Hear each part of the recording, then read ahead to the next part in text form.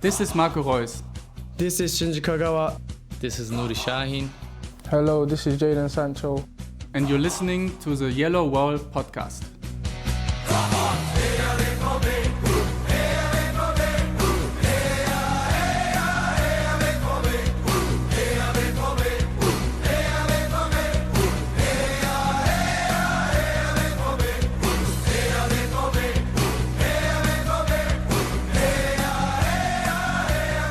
Hello and welcome to episode 513 of the Yellow Wall Pods. I'm your host, Stefan Butzko, and today we will talk about the cup match in Essen, and we will preview the upcoming Bundesliga season starting this Saturday at St. Pauli. To discuss all that and more, I've signed two guys on loan with an option to buy. Finally back after a long time, Matthias Zug. Hello Matthias, how are you doing? I'm going to have to rethink that, talk to my agent, and maybe not come to training for a while to get what I want. But no, I'm okay. Aside from once again getting a cold, as you so eloquently put it, I'm doing okay. How are you? I'm doing great. Last but not least, also here, Lars Pollmann. Hello Lars, how are you doing and how was it in Essen? Hello Stefan, I've definitely put in my transfer request as well. I'm doing fine, thanks. The Essen, a nice stadium, decent atmosphere because both fan groups hate Schalke with a passion, so that was quite funny to get songs from both parts of the stadium against Schalke, but the game itself pretty, I don't know, nondescript, boring, tedious, kind of the kind of cup fight that Dortmund wanted to avoid and failed to do so, and then basically one moment of brilliance saving me from working overtime, which was nice, but I still got home at like 2 in the morning, so didn't really do me many favors. Maybe even 2 moments of brilliance if you want to add the Kurbel save. But yeah, you're right. So we had our first lineup of the season. I'm going to rattle through it real quick. We had obviously Kurbel in goal. That answers your question, Lars, whether there is a special cup keeper this season. So apparently not. Then the back three was consistent of Mane, Anton, and Benzebaini. And then the wingbacks were Svensson and Koto, Sabitzer, Groß, and Metscher, the three midfield. And then up front we had Bayer and Girassi. Matthias, Joe Bellingham was obviously not starting because he had oral surgery throughout the week. Should probably mention that. However, what did you make of this first lineup and this approach to the first cup round? I thought the lineup was fine. It was a solid lineup. Overall, I'd say it's, probably one of the stronger lineups. The only thing was I felt like playing against a team like Essen, I would have liked a little bit more creativity in midfield. That being said, you would have hoped... I say that, but then Essen didn't exactly, park the bus. So overall, I'd say it's okay. Nothing... I mean, obviously... him getting hurt at the end kind of sucked, but the only thought I had during the entire match was Jan Koto is going to make both myself and Pascal Groß age prematurely. So that's my takeaway from that lineup. Lars? Definitely felt like Jan Koto drew the ire, especially of Groß, but also parts of the coaching staff quite a few times. They were playing in front of our noses on that right side in the first half, and basically every 2 minutes I could have made a note of someone's yelling at Koto again, and I'm not always sure that it was definitely warranted in terms of him having actually done anything wrong, but it was once again one of those performances by him that kind of makes you go at least 2 or 3 times, hey, there's something there. We all know that he's definitely a creative player, that he progresses the ball well, dribbles well, but there are also quite a few occasions where he passed the ball into basically a nothing area, and where he failed to track a runner and all that stuff. So if we can say it after 1 year, it's already a quintessential Jan Koto performance where you are left frustrated because you see enough glimpses of what he could be, but also so many glimpses of what he's quite bad at. So in terms of his individual performance, obviously the foul at the end kind of took away some of the, I don't know, focus on his actual performance, but I didn't think necessarily he had a good game. And I think I actually called him probably the worst Dortmund player on the pitch, because I have to give out grades and all that stuff. So I think he was probably on the low end of that. But just in general, I think the Dortmund team performance was basically worse than the individual performances, if that makes sense, because it wasn't like any of the players made huge mistakes or, completely crapped the bed or whatever, but just overall the team performance was lacking in quite a few areas. Matthias already mentioned the lack of creativity. I mean, how many actual goal scoring opportunities did they produce from open play against the third division side?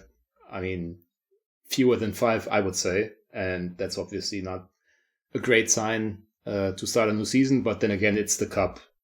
Basically, all that matters is that you progress into the next round, especially when it's a reasonably tough draw for a club like Dortmund, which only had 3 weeks of summer prep. So I'm trying not to read too much into this game.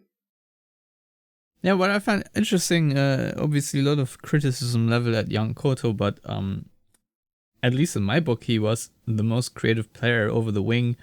He was the only one who consistently beat his opponent. Well, not consistently, but actually managed to break through over that side. And his passes then never really found anyone to tap it in. But at least that was one of the few bright spots overall of Dortmund, sort of getting into the box and getting past someone, because it did not happen in terms of Svensson doing it. It did not really happen in terms of Bayer, who minus the one chance that he had, to me was the marathon man, Mr. Cardio, because I don't think he did much for Dortmund's game either. Just running around a lot, but when we talk about uninspiring, that is something that I found very uninspiring. Sabitzer and Groß also didn't do really much. I've heard a lot of criticism towards Sabitzer that he was not really helping to connect with the center backs in build-up play, not really going into the spaces he needed to receive the ball and sort of pass it on. And I thought Felix Metscher had a okay game, but obviously also very streaky in terms of 1 minute he does something really well, and the next minute he places a pass straight into the opponent's feet. So I think if there's anything really to talk about, Matthias, it's the professional debut of Filippo Mane, who is Mane, sorry, that's I think how it's pronounced, who of course had to slot in as center back due to the fact that pretty much everyone else is now injured in Zulit, Can and Schlotterbeck. So what do you make of his debut? I thought he did okay. He had a few, I would say lapses positionally, maybe a little bit too aggressive at times, but he dealt with it quite well. I actually like the fact that Essen went after him a little bit, put him under pressure to kind of see what he's all about. So it's not just a sit back, park the bus type of opponent where that doesn't really challenge a center back. And I thought overall he did okay. I mean, would I bank my back 3 on him? No, probably not at this stage. But we have seen other debuts from young players in Dortmund's defense that have gone significantly, horrifically worse than this. So, Koulibaly, for example. They're Kaba. Oh man, and we can go back to Jürgen Klopp era too on that. So someone in Marseille whose name I can't think of right now. No, it's fine. It's better left that way. I think it was solid. I need to see more against better quality opponents, but I wasn't nervous, which I thought I would be. So I'd say, judging it on a gut feeling, it was good. but it's still really, really early. But better than a lot of other young defenders have shown over the last couple of years. Yeah, I would agree. Lars, your assessment? Well, first of all, Marian Sarr was the player you were looking for, who never really caught on. Yeah, I think it was a pretty solid performance. I mean, obviously not perfect in every aspect, but that's not the kind of game they were playing. I don't know how much a centre-back for Dortmund could really have done in that game. I mean, maybe pull out a Hummels pass or whatever, but that's not the standard that we should set for a guy making his debut. I think he played bravely, defended on the front foot quite a bit. A few crunching challenges, which is nice to see that he throws his body around, because obviously he's been injured quite a bit over the last 2 years. And I also felt like you could see that especially Waldemar Anton trusts Mané, which is how I'm saying until I'm proven definitively it's incorrect, because I don't like saying Mane. And I also think you kind of saw that, like, he's not a kid anymore in a sense, because he's 20 years old, which is quite old in these days to make your first team debut, but it's been delayed by injuries and, a few. Well, as we just learned, he's going to age faster with Jan Koto on his right side. Yeah, but I don't know how often that's going to happen. I mean, you can tell that he's got a bit of experience, at least playing against, grown-ups, let's say. He's not a 17-year-old who's thrown into the deep end of the pool. Rather, he's played against, or could have played against Essen last season when they were both in the third division. So I wasn't surprised by his performance, because I think he should be at this level right now. And now the question is obviously how much he can kick on against opposition that has a few more players that can challenge him, not only physically, but also with technique, creativity. I don't know how much we will see of that against St. Pauli and then the week after against Union Berlin, if I'm not mistaken. But obviously there's going to be a step up from Essen, but it might not be as pronounced as it might have been had Dortmund played against Leverkusen, Leipzig, Bayern, Frankfurt, Stuttgart in one of these early games. So in that sense, it's probably a good thing for Dortmund, because quite frankly, they are very likely to have to lean on Mané for at least the next 2 games as well. Yeah, for that is, I think, for sure. Obviously, it is easier to make your debut against a third division team than maybe on the Champions League level, as Marian Sarr did back then.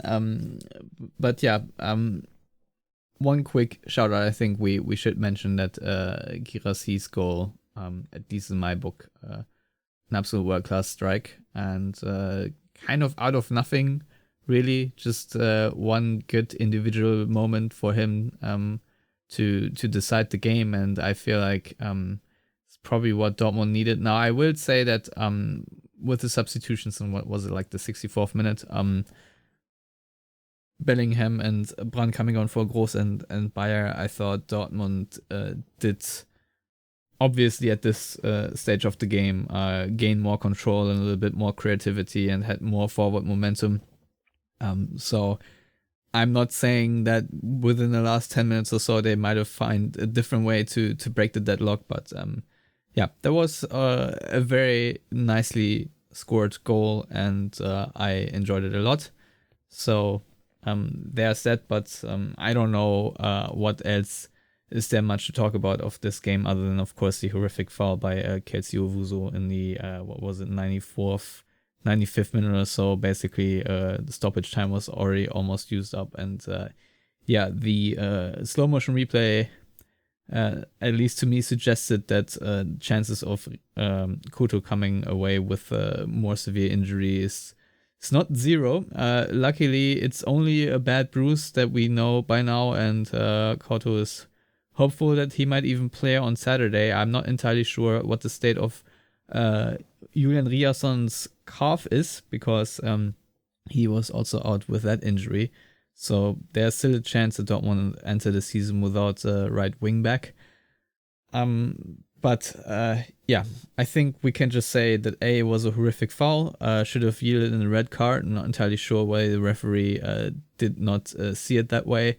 And of course, yeah, we also need to call out all the racism that instantly unloaded on Owusu's Instagram account, which I think by now he's actually deactivated. It's just horrible to see. I think overall there were a couple stories like this in the in the first cup round. I think there was also racist abuse in the game between Schalke and Lok Leipzig. Yeah, just nothing you really want to see. Football is not a game that should welcome racism whatsoever, and I don't know why there are so many idiots. I'm honestly appalled, but not surprised. Anyway, let's move on to the Bundesliga, and I just already teased that Dortmund might not have a right wing back. Matthias, since you haven't been on for a while, why don't you talk a little bit about what your overall optimism is going into the season? Obviously, the transfer window is still open for a little bit, and things can change, but as of right now, what is your personal mood going into the 2025-26 season? Good question, Stefan. I'm glad you asked that. Personal mood. Listen, I'm more confident going into this season than I was going into last season just because of who the coach is.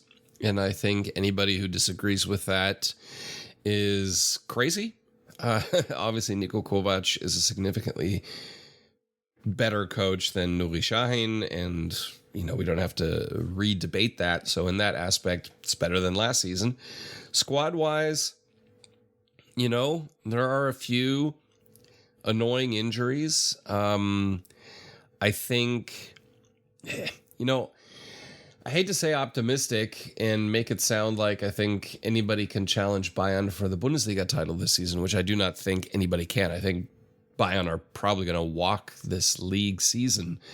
But I think after that, it gets really, really competitive because as I expected, Leverkusen have completely fallen apart as far as different coach. A lot of their key players are gone. So it's a total rebuild in Leverkusen.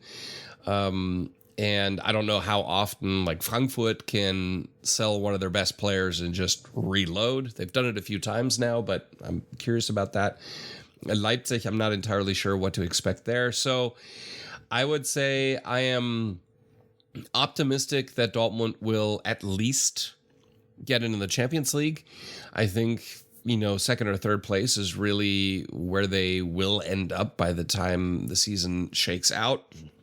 I do have some question marks in the squad, specifically around depth and defense and central defense, or, the three center backs, given that two of them are out for a long term, and then you're kind of piecemealing things together. If I remember correctly, Sebastian Kiel has also, said as much, we need to get another center back in here. It's finding the right one that fits everything in the profile that they need. I think that's the key one. I wouldn't mind another backup striker to Guirassy, obviously knowing that Guirassy is going to be the main man, and he's going to be obviously demanding to be the main man, as he's clearly validated last season. So finding the right profile there can be a little bit tricky, but otherwise I would say overall I am more optimistic going to this season than I was last season. What that really means at the end of the day, it's hard for me to say. I mean, later stages in the Champions League, sure. Later stages in the DFB Pokal than last season, yes.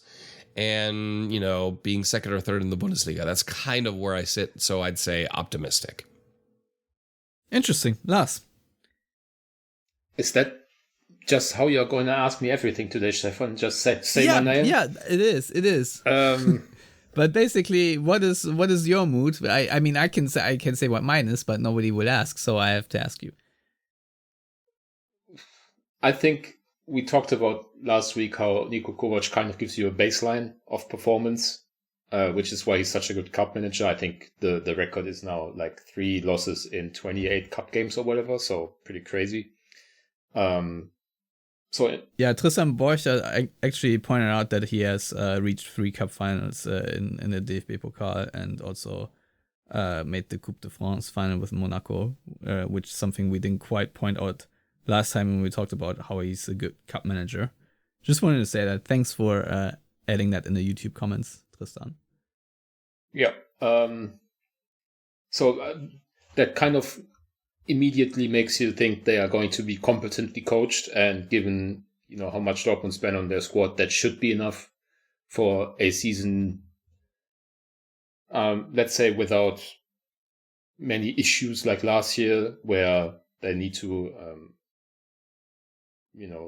run the table in the second half of the season just to scrape into the Champions League. So in that sense, I'm somewhat optimistic that they are going to have like a normal quote-unquote season. Obviously, there's no such thing in Dortmund.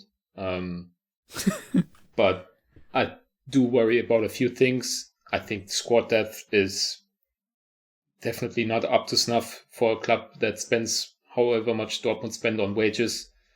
They have nothing behind Guirassy in terms of a reliable goal scorer. I think Maximilian Bayer could be like a 15 goals a season kind of player for Dortmund, even playing next to Guirassy, but I wouldn't want him to be like their number 9 for 3 months if Guirassy breaks his foot or whatever.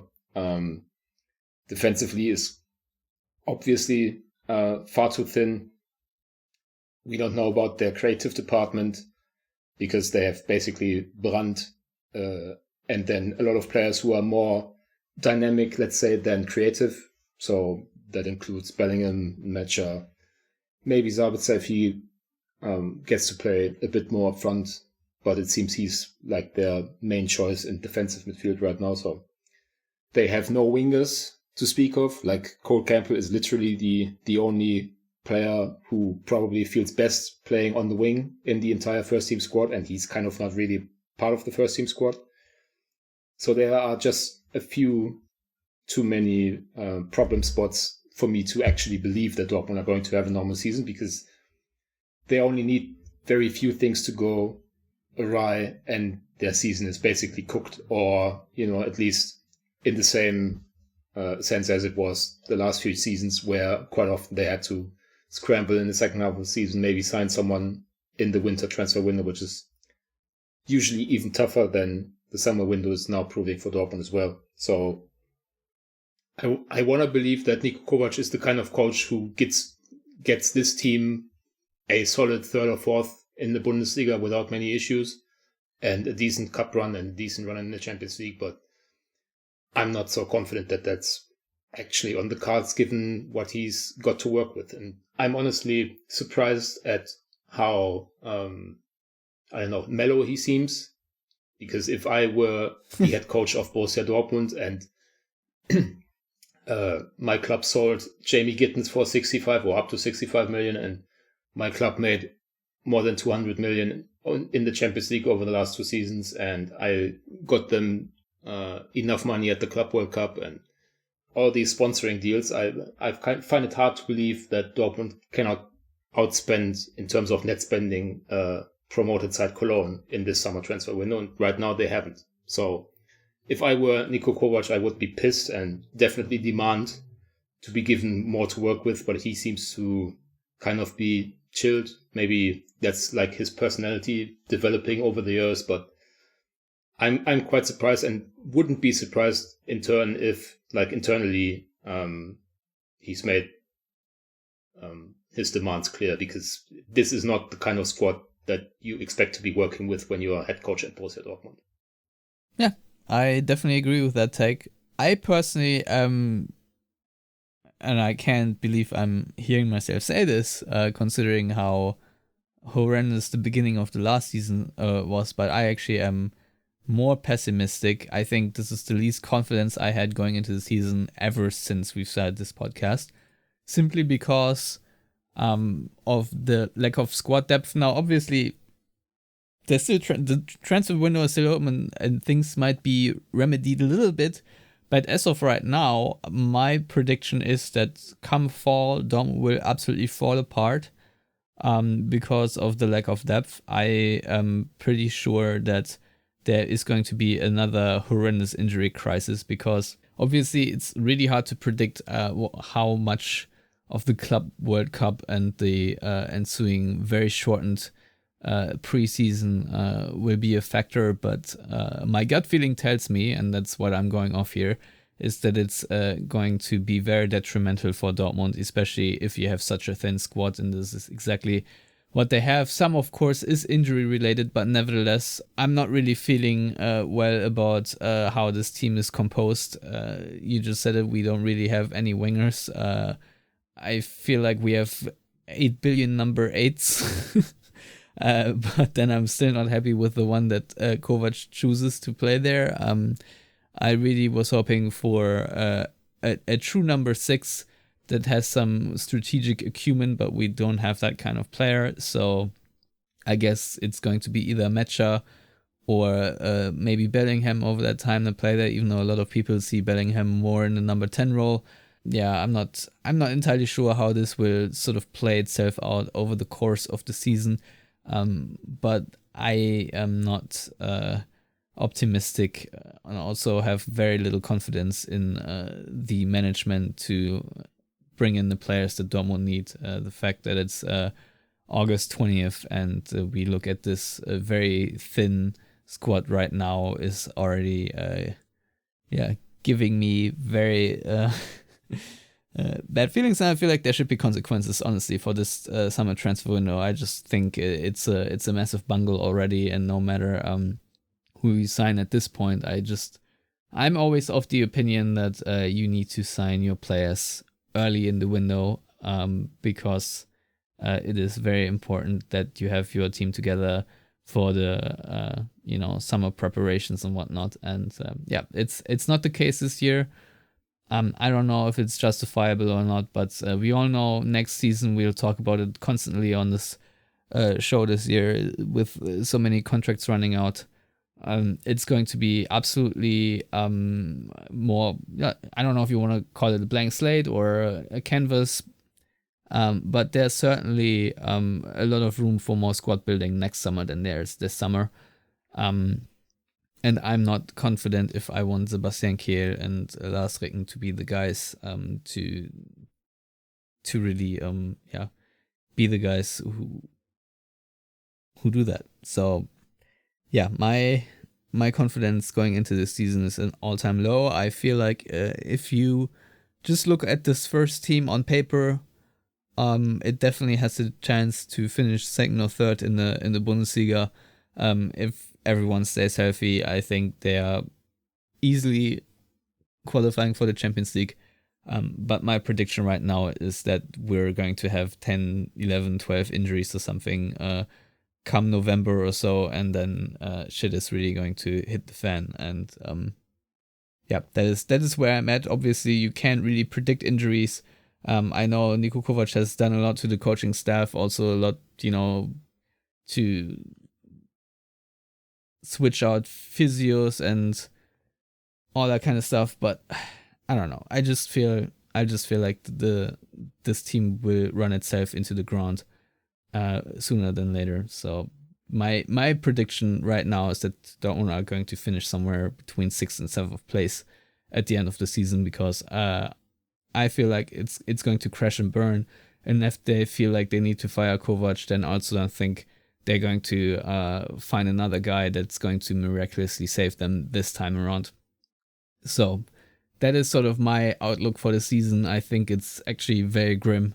And my hope is that Dortmund somehow manages to stay injury-free, and under Niko Kovac they remain a fit squad, or maintain a fit squad.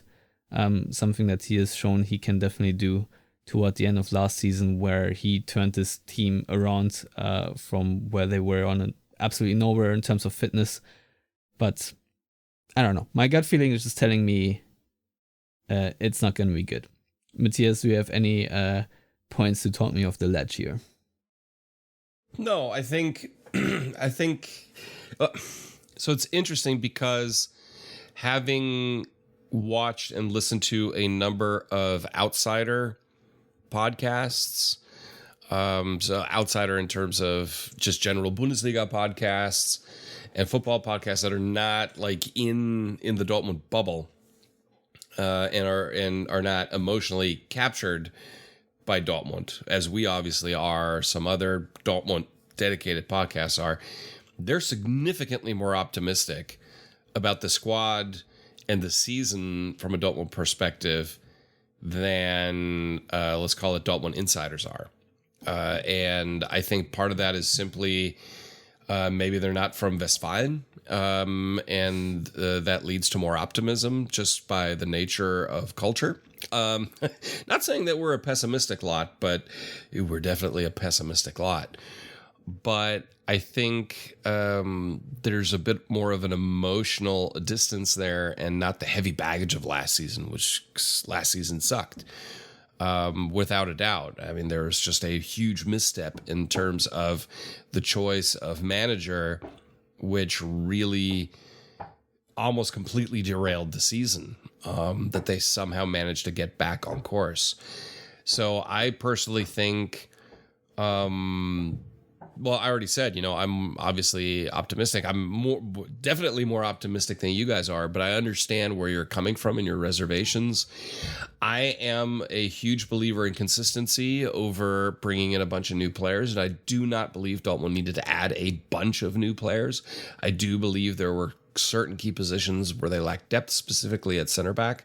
Knowing that you're going to go play a back three, I think that is... I'd like to know why there hasn't been more movement there. Yeah, I still have your rant in my mind after the Bremen game last season. Yeah, I mean, there you have the depth issue, and you also have the fact that Nuri Sahin didn't know what the hell he was doing. That you don't have that. I think Bensebaini has proven himself. I mean, in the run in last season, like the second half of the season, Bensebaini surprised me by how well he played at left-sided center back. He really did. He was a little bit more exposed against Essen just because, there was that constant long ball against this hyper-fast striker, and they were playing a very high line, and that just caused some issues there. Plus, Kuto, not understanding how to keep a back line and playing people onside versus offside definitely didn't help. So I think they discovered a few things there, and that explained why they didn't let him go. Which, okay, I can appreciate that. But I think a more trained, versatile center back would, just one. I mean, you don't need to add three. But one more, I think, would definitely not be out of order. And then maybe upgrades in certain positions for creativity. I know they're still looking at moving away players to free up more budget space internally, also in terms of wages. But I think, there could have been, there's so many moving parts. I mean, you can't bring in a high-end playmaker and then have a bunch of people sitting there that aren't going to play, that you're going to have a disgruntled locker room. So I understand the balancing act that's required there. I do believe that adding that extra center back and a backup striker would definitely be worth it. I do not believe that the strikers they have let go were those fits as a backup, because either they were done, as in Sebastian Aller, I think he's just done. And then Moukoko obviously wanted to be the guy and has proven out that he doesn't have, at this point, the quality to be the guy and isn't happy to be a backup. So you're constantly going to have somebody moping around. So, that's kind of that odd position that you still need to get figured out a little bit. Any players you're looking at to? Well, I mean, I kind of tongue-in-cheek put this out on X yesterday. And it's funny. So Nelson Viper, where I just like the fact that, pronouncing him German turns him into a viper. And that's just cool. I mean, Nelson Viper may as well be a WWE wrestler at this point. Thought you were going with the snake, but yeah. Yeah, for sure. And it's funny because I actually have him in my Football Manager save, and he's amazing. And then I happened to see this story come out on Kika saying that he's disgruntled because he doesn't want to extend his contract yet because it doesn't end before the end of the season. And Mainz are like, you have to extend your contract or we're going to put you in like reserve team training, which is just bullshit. I mean, he's not saying like play the guy. I think that's always just a weird thing. We're going to punish you for not extending your contract early. You know, it's a weird thing. I think he would be fantastic also because he fits a fantastic profile for Dortmund. He's young. I think he would be more than happy with playing backup. Given his age, Guirassy isn't going to be around for 5-6 seasons more after this. So I think that would be an interesting play, knowing that he wants to leave. He's still got 1 season left. I would kind of maybe eye there is sniffing around to see what you can do personally. I know some people said, no, don't want to have other areas that they need to worry about. That would be one where I'd be like, okay, let's stretch a little bit here for a really, really talented young German striker that fits that similar profile. That would be one. That'd be one I'd be okay with. Any other players you would look at, because you also did speak about the center back position, or I don't know, creative players. Yeah, I mean, center back position again. You're looking at somebody who will be happy to rotate in and out because, I mean, Anton and Schlotterbeck, you know, they're going to be the main people.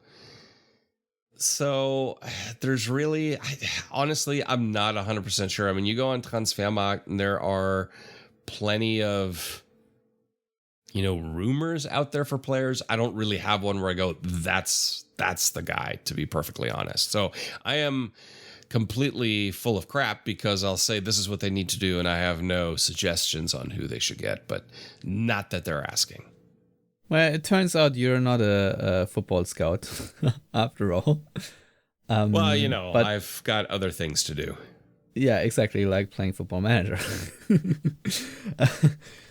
Which might actually be the closest thing to being a football scout. But no, honestly, Lars, there were a couple of rumors recently I want to tick off real quick. Dortmund have been linked with, once again, Edson Alvarez, who they wanted to sign, what was it, 2 or 3 seasons ago? I obviously forget what time is. And Felix Metscher has been linked to a move with Inter.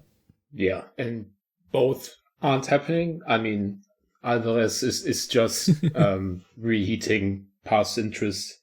I mean, Niko Kovac, as clear as he can, said that they aren't going to sign a number 6 or a defensive holding midfielder, and that's what Edson Alvarez is. Obviously, in the back 3, he might also feature at centre half, but the transfer package, wages, all that stuff, signing someone like that for essentially a depth role doesn't make sense. And I mean, Felix Metscher is possibly in terms of profile interesting to Inter, but they cannot afford that kind of player. I mean, if they could, they would have signed Ademola Lookman from Atalanta like 2 weeks ago, and they are in a constant standoff there. They failed to sign Manu Kone from Roma, so that's basically a non-starter. And I also don't think Dortmund have any real interest in selling Metscher right now, because even if Sabitzer is ahead of him in the pecking order as of this moment, I would assume that Metscher, given his age and technical profile, is one of the, I don't know, let's say 4 or 5 players that they are building their team around over the next 2 or 3 seasons. So I don't really understand why they would go for selling Metscher only to, achieve funds, but all the indications are that the upper brass are quite happy with the squad and only see need for the addition of, a couple of depth pieces here and there, and selling someone like Metscher for 60 million, 11 or 12 days before the window closes. I mean, that would open a can of worms, and I don't know that I trust Kehl and Ricken to, hurt a can of worms. Fair enough. So, Lars, what do you actually think is going to happen between now and the end of the transfer window? Do you definitely think that they will ship Girona out, and who do you think they will actually sign in the end?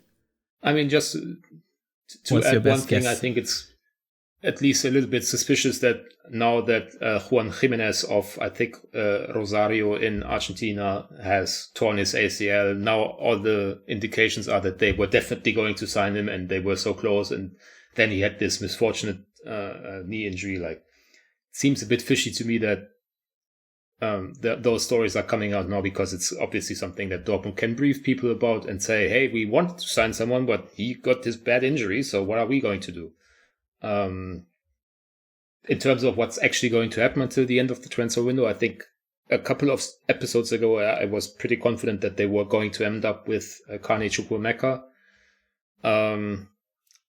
That confidence level is definitely fading a little bit, because I think Chelsea are playing hardball, and at the end of the day, they might have more options for Chukwuemeka than I realized a few weeks ago.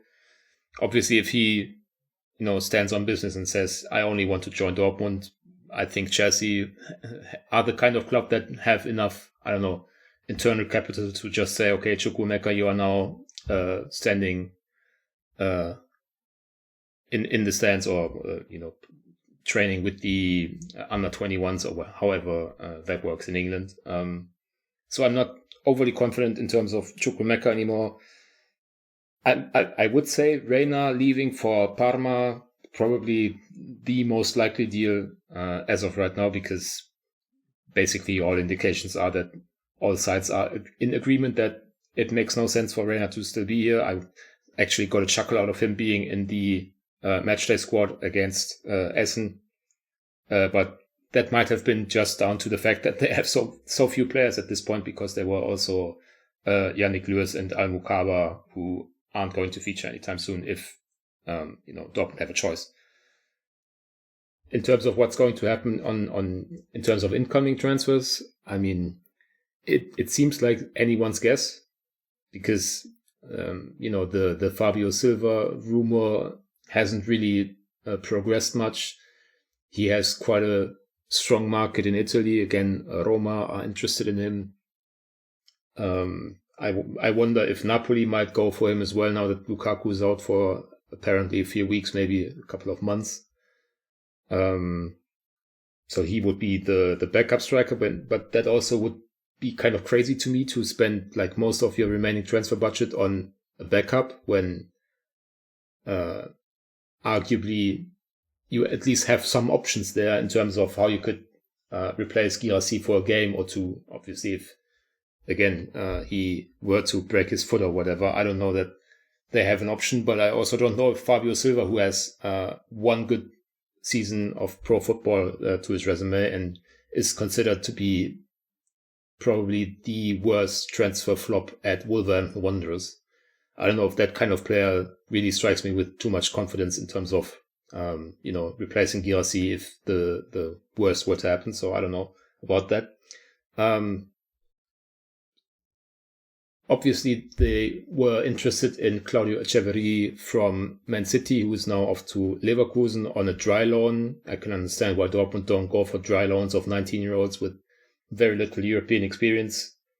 But that kind of player would have been nice, because he's very creative, can play multiple roles in attack, and maybe even be somewhat of a winger, which, as we discussed earlier, is kind of a problem in Dortmund's squad right now.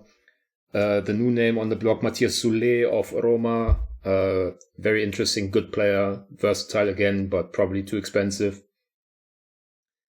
And maybe we have to once again mention Jadon Sancho. His move to Roma has kind of stalled. I think they are still interested in him. And from what I've heard, it's like Dortmund are considering him maybe as a fallback option towards the end of the window, when Manchester United might be panicking about having to pay him for another half season or so, and maybe be a bit more open to structuring a deal in Dortmund's favor. But I wouldn't hold my breath on that, because there seem also to be quite a few reservations about Sancho's lifestyle right now. I think he has a new famous singer girlfriend. He seems to be enjoying life quite a bit. I think in photos you can see that he's not necessarily at the absolute peak of athletic performance, to put it like that. So I don't know. At the end of the day, like, I wouldn't be shocked if they made 3 more signings, and I would honestly not be shocked if they failed to make a single one. And obviously that would be like the worst case scenario, because as we talked about at length in this episode and previous ones, the squad is not big enough for them to sit on their hands until the end of the window. Well, I will reserve this question for a later episode, but I really wonder if questions need to be asked about Sebastian Kehl's future. But Matthias, in the meantime, would you sign Jadon Sancho? I think last night I had a long discussion about that in one episode. I think it was actually an episode title or the main topic, if you will, when this rumor heated up a little bit more. Oh, gosh, I don't know. Given the, let's call them off the pitch things with Jadon Sancho, I'm not entirely sure I would go down that rabbit hole again. Yes, he came back for that half-season loan, and it was really cool. It was magical. Marco Reus was also still there, and this is a different Dortmund squad now for him. It's I personally, I would prefer to go a different route at this point. I think I don't have the confidence really that this would be the right move for both player and for club, to be honest. All right. So let's move on to St. Pauli, which is, of course, a team that will be battling against relegation, I think, all season. It's obviously interesting that we finally have a Hamburg derby again this season with HSV coming up. But Matthias, maybe let's talk about the Dortmund lineup first a little bit. So first of all, if neither Couto nor Ryerson can play, which is, like I said, a possibility, who do you see replace him on the wingback side? I think I've seen you say Pascal Groß on X earlier, and I was already shaking my head about this possibility. But what's your pick there? How would you shuffle things around? Well, you either need to put an out-and-out winger out there, or I think Pascal Groß for spot duty against a club like St. Pauli could get it done. Would I throw him out there against Leverkusen or Leipzig or Frankfurt? Probably not.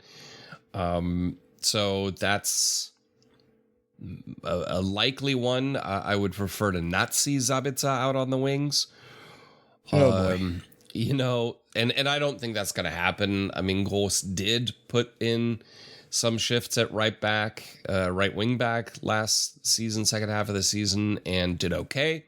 And I think against St. Pauli, it's get someone who can do okay, and then Brandt will play centrally, kind of more that playmaking role. So that's the most likely one that I can see right now off the top of my head, given that all the other candidates are out injured and you still need to fill holes in your, three-man backline. So that's maybe where I would go. It's not ideal. Obviously, you don't hear huge confidence from me, but it wouldn't be the absolute worst solution. Let's put it that way. Yeah, I don't know. What do you think about Adeyemi maybe on that side? Lars, would you play Adeyemi as a right wing back? I wouldn't necessarily want to find out.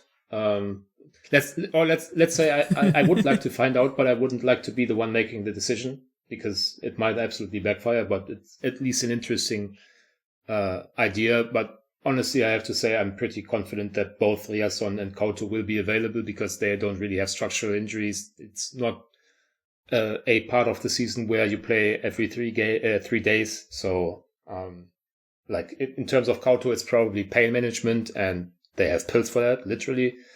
And Riasson already tested his calf on matchday on Monday, and they wanted to get him on the bench. And I'm pretty sure if it had been, let's say, a more significant opponent than a third division side, they probably would have taken Riasson in the matchday squad. So I'm kind of fairly optimistic that both, at least one, probably even both, are going to be available, and it's all like an academic discussion point. All right, fine. Then who do you think Niko Kovac is going to play? Maybe instead of the lineup we saw against Essen, I assume Joe Bellingham might probably make his starting 11 debut in the Bundesliga. What do you think? The interesting thing is that Kovac was asked about having so many choices in some parts of the team, and obviously that can only apply to midfield and goalkeeper, I suppose, but nobody's talking about that. And then Kovac basically said that the team that plays the first game of the season, because there are no breaks, no midweek fixtures, and is probably going to play all 3 games before the international break, and then obviously the Champions League starts, you rotate more. So in those terms, I'm not expecting huge turnover, so I'm pretty confident that the backline is going to be the same. Obviously, we don't know who's available at right wing back, but Svensson is basically penciled in as a starter by default anyway. Sabitzer seems to be ahead of Metscher as the defensive midfielder, as I said before. I think Groß is probably one of the first 2 or 3 names on the team sheet under Niko Kovac, because he just really likes the intelligence and what he offers on the ball, which I can totally get behind, even if with Groß you always take the risk of him being overrun in midfield. But, you have to make do with what you got, I suppose. And then in attack, it's going to be Bayer and Guirassy, I would assume, because why would Kovac say something like that, then not play Adeyemi at all in the cup game and then give him a chance in the starting lineup? That kind of, I don't want to say makes him vulnerable to the team, but, these players know about what the coach says in press conference and stuff. I think Filippo Mané actually got contacted, he said, by a lot of family members and friends, because they were listening to Kovac's press conference in which he basically guaranteed that Mané was going to start. So I'm assuming something similar happens to a lot of other players. So if I'm Maximilian Bayer and suddenly Adeyemi plays after being left out against Essen, and Kovac saying that, I would be a bit peeved with that. So the only real question to me is attacking midfield, let's say, or the frontmost number 8, or however you want to put it. I think it's between Bellingham, Brandt, and Metscher. And I think given he's the one marquee signing they've made, and they want to get him to work, especially in the partnership with Guirassy, as we talked about quite a few times over the summer, I think Bellingham's probably the odds-on favorite to start. Yeah, that's also my assumption. So, also my assumption is that the game against St. Pauli is probably going to be a very similar game to the game in Essen. I don't know. I just feel like, since we're not seeing that big of a change in the squad, I think the lack of creativity is going to show once again. I think Dortmund will be once again vulnerable to counterattacks. And I also believe that Dortmund will be once again very much on the front foot in terms of pressing in the first 15 minutes or so, because it's been their MO recently, where they will be very dominant, very aggressive right from the first whistle, and then maybe win possession from there in a promising position and score a goal here or there. Then St. Pauli, I believe, will get a foothold more, and within the last, let's say, 20-25 minutes or so, I think Dortmund will take over again, because they have better players to substitute in, and I still think the fitness level they have due to the weird preseason is at this point probably an advantage. And St. Pauli themselves also not the best first cup round. I think they needed a penalty shootout or so to go through against lower league opposition. Matthias, what's your prediction for this game? Do you think Dortmund will once again start the beginning of the season with a victory as they have done in the last, I don't know, when did they lose to Leverkusen at one time? Was it 2015 or so? Probably like 10 years ago. I'm trying to remember this. They've won 10 straight. Honestly? They've won 10 straight, so it would be the... it was a 2014, 15? Wasn't it the Bellarabi scoring after 9 point whatever? Oh, yeah. Yep. Yeah, 9 seconds. Yeah. That was it. Yep.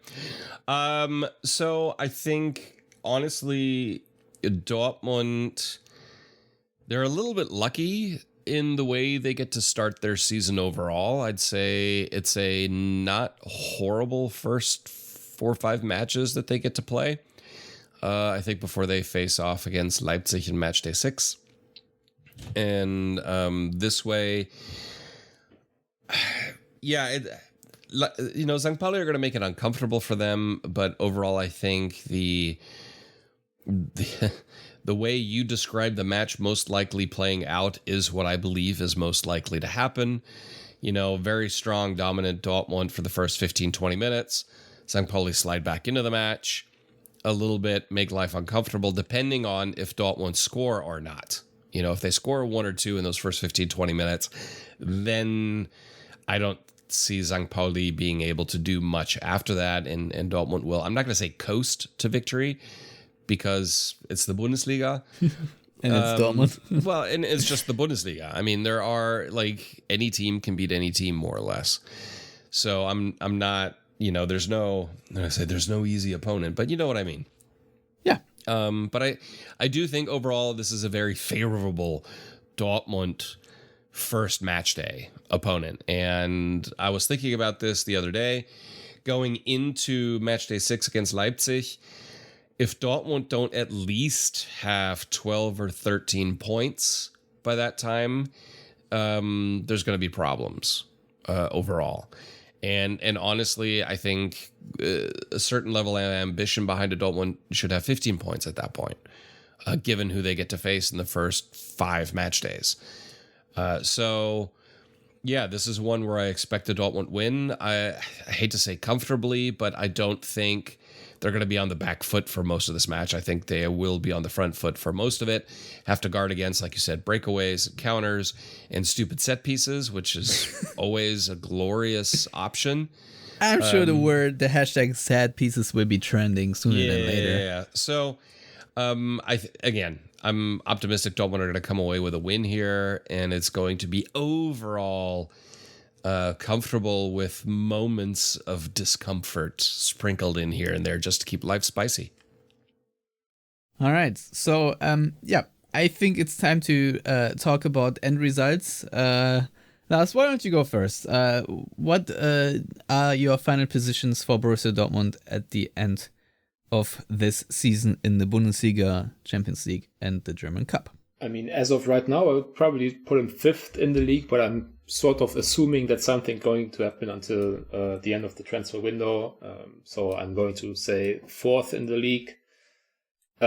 Champions League, they'll make it out of the league stages, and then it's all about the draw. So I'm not going to make too much of a prediction there. I'm just going to say they are going to play Champions League football beyond, I think it's January the 28th or something, when the league stages end this season.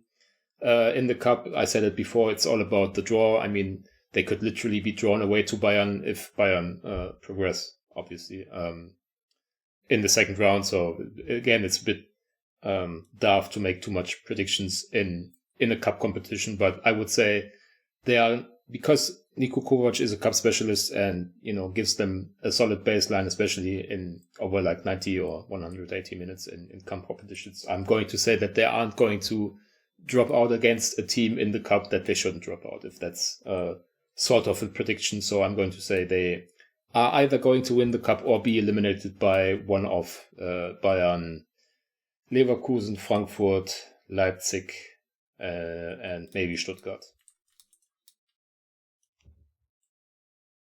Okay. I think I'll go next. I think Dortmund will finish 6th in the Bundesliga. I think they're going to go out in the round of 16th in the Champions League, and I think they're going to win the cup.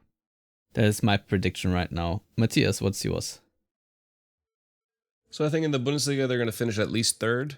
I think in the Champions League, round of 16, again, it'll depend on the draw. If they get a favorable draw, I think quarterfinals. And in the cup, I would expect at least semifinals, depending on how the draw. It's just simply because Kovac is a cup coach. He's proven that. And he knows how to manage teams for a cup. And he actually values a cup run and a cup title. So I would say Dortmund is going to at least make the semifinals there. All right. I think, we can't all live with that. I'm pretty sure 6th place in the Bundesliga would be horrendous.